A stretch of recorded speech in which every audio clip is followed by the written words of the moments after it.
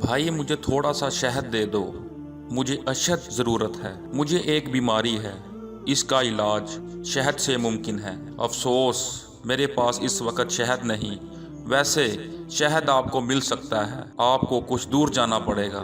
ملک شام سے ایک بڑے تاجر کا قافلہ آ رہا ہے، وہ تاجر بہت اچھے انسان ہیں، مجھے امید ہے وہ آپ کی ضرورت ضرور پوری کریں گے۔ ضرورت مند نے ان کا شکریہ ادا کیا اور شہر سے باہر نکل آیا تاکہ قافلہ وہاں پہنچے تو تاجر سے شہد کے لیے درخواست کرے۔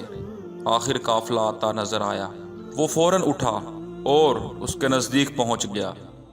اس قافلے کے امیر کے بارے میں پوچھا۔ لوگوں نے ایک خوبصورت اور بارونق چہرے والے شخص کی طرف اشارہ کر دیا۔ اب وہ ان کی خدمت میں حاضر ہوا اور بولا، حضرت میں ایک بیماری میں مبتلا ہوں، اس کے علاج کے لیے مجھے تھوڑے سے شہد کی ضرورت ہے۔ انہوں نے فوراً اپنے غلام سے فرمایا، جس اونٹ پر شہد کے 2 مٹکے لدے ہیں ان میں سے ایک مٹکا اس بھائی کو دے دو۔ غلام نے یہ سن کر کہا، آقا اگر ایک مٹکا اسے دے دیا تو اونٹ پر وزن برابر نہیں رہے گا۔ یہ سن کر انہوں نے فرمایا، اگر ایسا ہے تو دونوں مٹکے اسے دے دو۔ یہ سن کر غلام گھبرا گیا اور بولا، آقا یہ اتنا وزن کیسے اٹھائے گا؟ اس پر آقا نے کہا، تو پھر اونٹ بھی اسے دے دو۔ غلام فوراً دوڑا اور اونٹ مٹکوں کے ساتھ اس کے حوالے کر دیا۔ وہ ضرورت مند ان کا شکریہ ادا کر کے اونٹ کی رسی تھام کر چلا گیا۔ وہ حیران بھی تھا اور دل سے بے تحاشا دعائیں بھی دے رہا تھا۔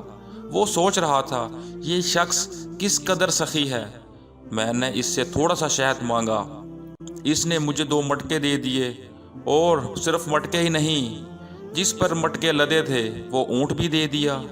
ادھر غلام اپنے آقا کے پاس حاضر ہوا۔ آقا نے غلام سے کہا، جب میں نے تمہیں کہا کہ اسے 1 مٹکا دے دو تو تم نہیں گئے، دوسرا مٹکا دینے کو کہا تو تم پھر بھی نہیں گئے، پھر جب میں نے یہ کہا کہ اونٹ بھی اسے دے دو تو تم دوڑتے ہوئے چلے گئے، اس کی کیا وجہ تھی؟ غلام نے جواب دیا، آقا جب میں نے یہ کہا کہ 1 مٹکا دینے سے اونٹ پر وزن برابر نہیں رہے گا تو آپ نے دوسرا مٹکا بھی دینے کا حکم فرمایا۔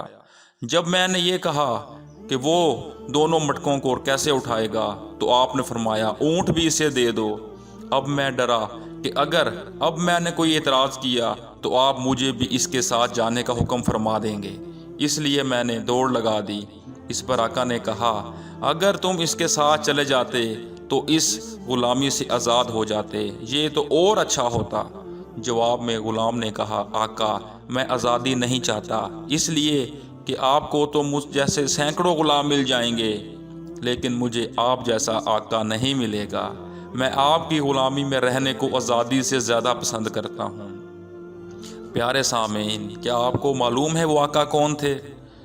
وہ آقا حضرت عثمان غنی رضی اللہ تعالی عنہ تھے۔